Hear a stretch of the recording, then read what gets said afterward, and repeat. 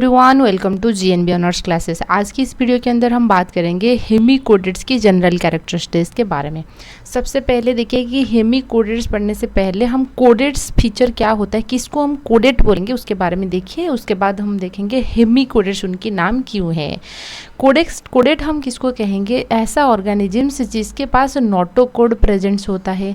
ठीक है, नोटोकोड क्या होता है सोचिए। नोटोकोड एक रॉड शेप स्ट्रक्चर होता है जो कि कुछ ऑर्गेनिजम्स के केस में, जैसे हम लोग हो गए, हमारे केस में वो वर्टिब्रल कॉलम यानी कि बैकबोन को कन्वर्ट हो चुका है। आप ऐसे सोचिए कि एम्ब्रियोनिक टाइम पीरियड में एक रॉड जैसे स्ट्रक्चर होता है जो आगे चलकर कुछ ऑर्गेनिज्म जैसे वर्टिब्रेट्स हो गए, उनके केस में वर्टिब्रल कॉलम यानी कि बैकबोन को कन्वर्ट हो चुका है, उसको हम नोटोकोड कहेंगे। जिसके पास वही नोटोकोड प्रेजेंट होता है हम उसको कोडेट्स कहेंगे। एंड डोर्सल साइड यानी कि पीठ वाला हिस्से के अंदर न्यूरॉन्स नर्व सेल्स आपको देखने को मिलेगा। डोर्सल ट्यूबुलर जो नर्व सेल्स होते हैं वो डोर्सल साइड्स में रहेंगे, वो खोखला होंगे, होलो होंगे, उसको हम डोर्सल ट्यूबुलर नर्व कोड पाया जाता है। एंड फेरिंजियल गिल स्लिट्स होता है, फेरिंजियल गिल स्लिट्स प्रेजेंट होना, ये तीनों जो कैरेक्टरिस्टिक्स होता है उसको हम कोडेट्स कहते हैं। तो जब साइंटिस्ट उसको डिस्कवर किए थे, वही एक टोंग वार्म था, उन्होंने उनकी बॉडी के अंदर एक डाइजेस्टिव सिस्टम के पास एक रॉड जैसे स्ट्रक्चर उनको देखने को मिला था जिसका नाम है स्टोमोकोड। ये एक बुक्कल डाइवर्टिकुलम है, लेकिन ये पहले वो कंफ्यूज कर रहा था। वो सोच रहे थे कि उनकी बॉडी की सिर्फ प्रोबोसिस वाला हिस्सा में, मतलब कि ये बीच वाला हिस्से के अंदर एक रॉड शेप स्ट्रक्चर देखने को मिल रहा है।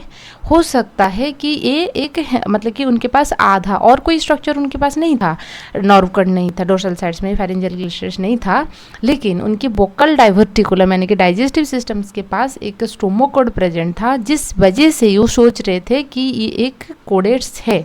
ठीक है, उसके पास थोड़े बहुत कोडेट कैरेक्टरिस्टिक्स है, इसलिए उन्होंने उसको हेमिकोडेट्स नाम दिए थे। लेकिन बाद में ये पता चला कि ये एक नोटोकोड्स नहीं है, उनका नोटोकोड फीचर नहीं है, ये एक बुक्कल डाइवर्टिकुलम है। इसलिए हम उसको कोडेट्स के अंदर ना डाल के अभी नॉन कोडेट्स के अंदर डाल रही हैं। क्यों? क्योंकि पोरीफेरा से लेकर हेमिकोडेट्स तक, याद रखिए हेमिकोडाटा नाम लिखा है लेकिन ये कोडाटा नहीं है, कोडेट्स नहीं है। पहले से नाम दिया गया था इसलिए वही नाम पे आज चल रहा है चीज़ें, ठीक है। लेकिन ये आपके नॉन कोडेट्स होते हैं, उनके पास कोई नोटोकोड प्रेजेंट्स नहीं है। क्लियर हुआ आपको? तो आप इंट्रोडक्शंस में ऐसे लिख सकते हो कि hemichordates the independent phylum of invertebrates.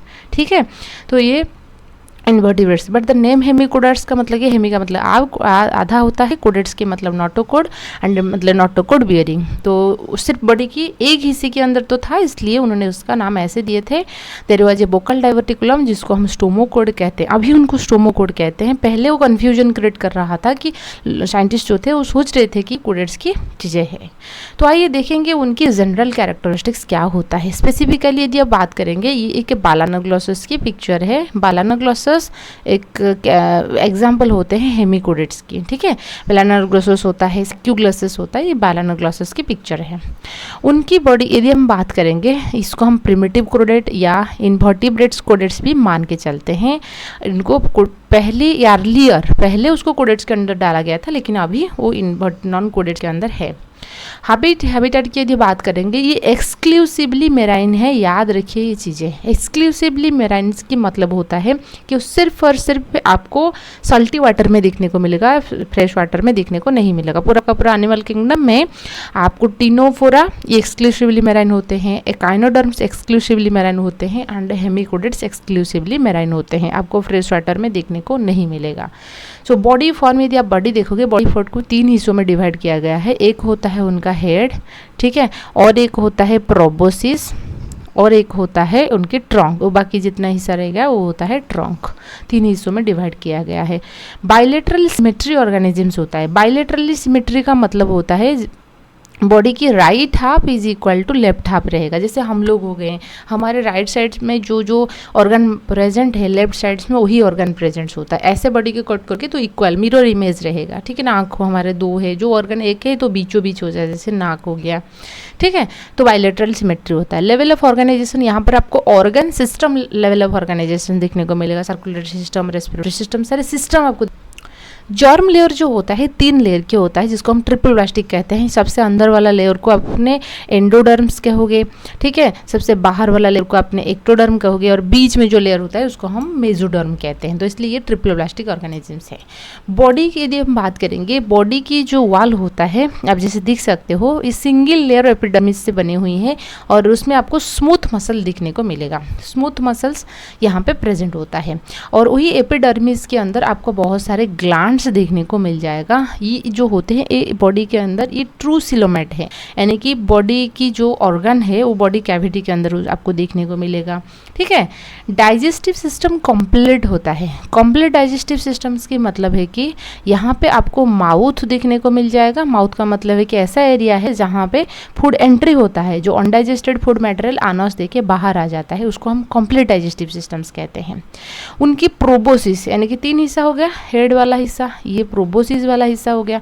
ये बोल रहा है प्रोबोसिस में एक आउटग्रोथ ऐसे निकला है from the gut, is called vocal diverticulum और स्टोमोकड। वही स्टोमोकड या वोकल डाइवर्टिकुलम जो है वो पहले वही कन्फ्यूजन क्रिएट कर रहा था कि एक नोटोकोड है, ठीक है। रेस्पिरेशन उन्होंने गिल स्लिट्स के थ्रू करता है। जनरल बॉडी सरफेस के थ्रू भी रेस्पिरेशंस करता है। यहाँ पर कोई स्पेशल रेस्पिरेटरी ऑर्गन नहीं है, मतलब कि वो डिफ्यूजन प्रोसेस, पानी के एक्सक्लूसिवली मेराइन तो है, पानी के अंदर रह रहा है, तो ये क्या करेगा, डिफ्यूजन प्रोसेस में भी रेस्पिरेशन कर लेता है। सर्कुलेटरी सिस्टम ओपन टाइप होता है, याद रखिए। ओपन टाइप का मतलब है हार्ट तो आपको देखने को मिलेगा, लेकिन यहाँ पर उतना अच्छा डेवलप्ड ब्लड वेसल्स नहीं है जो कि हार्ट से ब्लड लेके डिफरेंट बॉडी पार्ट को चला जाएगा, या तो डिफरेंट बॉडी पार्ट से हार्ट को ब्लड लेके आएगा, ऐसा नहीं होता है। तो क्या होता है, जो भी हार्ट क्या करेगा, जो भी ब्लड को पंप करेगा बॉडी कैविटी के अंदर चला जाएगा, ठीक है। वो ब्लड कोई भी ब्लड वेसल्स, स्पेशल वेसल्स नहीं है, वहाँ से बॉडी डिफ्यूजन प्रोसेस के अंदर वो चीज़ों को एक्सेप्ट कर लेता है, ठीक है। तो इसलिए हम उसको ओपन टाइप सर्कुलेटरी सिस्टम बोलते हैं। एक्सक्रीशंस उनका जो होता है प्रोबोसिस ग्लैंड होता है, ये याद रखिए। प्रोबोसिस ग्लैंड उनकी एक्सक्रीटोरी ऑर्गन होता है। प्रोबोसिस एरिया के अंदर एक ग्लैंड पाया जाता है, उसको हम प्रोबोसिस ग्लैंड कहते हैं। फिर हम बात करेंगे proboscis connected with the blood vessels. Nervous system diffuse type की होता है, यानी कि ऐसा कोई आपको नर्व कॉर्ड दिखने को नहीं मिलेगा। डिफ्यूज चारों तरफ डिफ्यूज प्रोसेस में रहता है, और plexus and nerve fibre present रहता है। एक्सोन की बंडल रहता है, आपकी साइटोन्स की बंडल भी पाया जाता है। रिप्रोडक्टिव सिस्टम्स की यदि हम बात करेंगे, मेल एंड फीमेल जो बॉडी होता है वो डिफरेंट होता है। मेल अलग दिखने को मिलेगा, फीमेल अलग। तो ये क्या करते हैं, पानी के अंदर तो रह रही हैं, तो मेल क्या करेगा, स्पर्म छोड़ेगा वाटर के अंदर, फीमेल ओवम। तो फर्टिलाइजेशन क्या होता है, एक्सटर्नल फर्टिलाइजेशन होता है बॉडी के बाहर। यहाँ पे जो लार्वा होता है इम्पोर्टेंट, इसको हम टर्नेरिया लार्वा कहते हैं, और कभी कभी वो आसेक्सुअल मोड ऑफ रिप्रोडक्शन भी शो करता है, ठीक है। और उनकी यदि लार्वा आ रहा है तो डेवलपमेंट क्या होगा, इनडायरेक्ट होगा।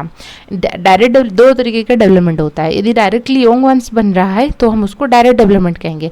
यदि यंग वंस ना बन के पहले लार्वा बन रहा है, उसके बाद एडल्ट को कन्वर्ट हो रहा है, तो उसको हम इनडायरेक्ट डेवलपमेंट कहेंगे। तो उनके केस में इनडायरेक्ट डेवलपमेंट जो होता है टर्नेरिया लार्वा। ये लार्वा भी बहुत इंपॉर्टेंट है, याद रखिए। कोई भी एंट्रेंस एग्जामिनेशंस के लिए, जिसमें भी आप पीजी एंट्रेंस एग्जामिनेशन दोगे, तो इसके लिए लार्वा की एक लिस्ट होना ज़रूरी है, ठीक है। अच्छा, तो ये होता है बालानोग्लॉसस जो होता है, बालानोग्लॉसस हो गया, सैक्योग्लॉसस हो गया, ये उनके एग्जाम्पल है। आई होप आपको वीडियो पसंद आएगा। वीडियो पसंद आए तो लाइक कीजिए, सब्सक्राइब कीजिए, और आपकी दोस्त के साथ भी शेयर कीजिए।